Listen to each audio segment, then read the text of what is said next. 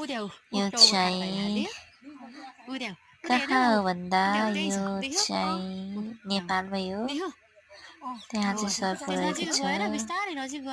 त्यो सर्पलाई चाहिँ एउटा नानीले पूजा गर्दैछिन्। यो सर्प एक्कासी आएर बसेको। यो हाम्रो यो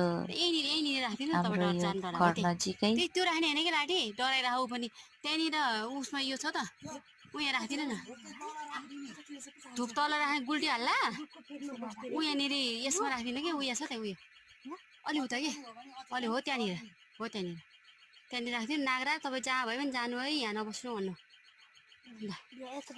होइन त्यो पछि त बिस्तारै गरेर छेउ भने उसमा नपर्ने उसको जिउमा नपर्ने गरेर नजिकै पर्ने गरेर के भन्दाखेरि एकदमै सर्पहरूको वासस्थान भएको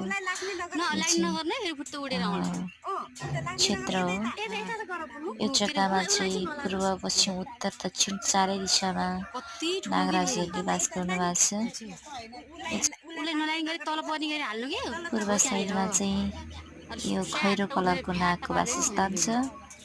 अनि पश्चिम साइडमा चाहिँ सेतो नागको, दक्षिण साइडमा चाहिँ हरियो नागको, अनि उत्तर साइडमा चाहिँ छिर्के मिर्के सबै मिसिएको नागको वासस्थान छ। एकदमै पवित्र भूमि हो यो। हजुरहरू सबै कस्तो राम्रो नाग हो नि कस्तो राम्रो छ नाग। मलाई नछुनु भन्दै राम्रो यो डराएर यहाँ मसँग आइसक्यो। उसमा पर्न नपर्ने छर्नु के मासिक धर्ममा भएको कारणले गर्दाखेरि त्यो नानीलाई चाहिँ मलाई नछुनु भन्दैछु मैले। किनकि हामी यस्तो मासिक धर्म भएको बेलामा महिनावारी भएको बेलामा भगवानहरूलाई पूजा गर्दैनौँ। अनि हामी सर्प नागलाई पनि हामी भगवानै मान्छौँ। त्यही भएर पूजा गर्दैनौँ। अनि यो नानी मेन्सुरेसन नभएको नानी एकचोटि पूजा गर्न लगाइरहेको छ। नानी डराइ पनि पूजा गर्दैछ। पूजा गर्दा गर्दै यो नागराज चाहिँ त्यहाँबाट सर्नेछ, ऊ आफ्नो ठाउँमा जानेछ। सबैजना दर्शन गर्नु होला, आनन्द लिनु होला।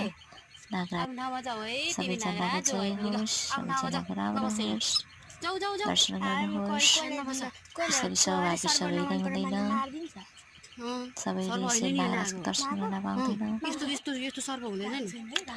यो खोब्रा किङ भन्छन् होइन, एकदमै ठुलो छ यो।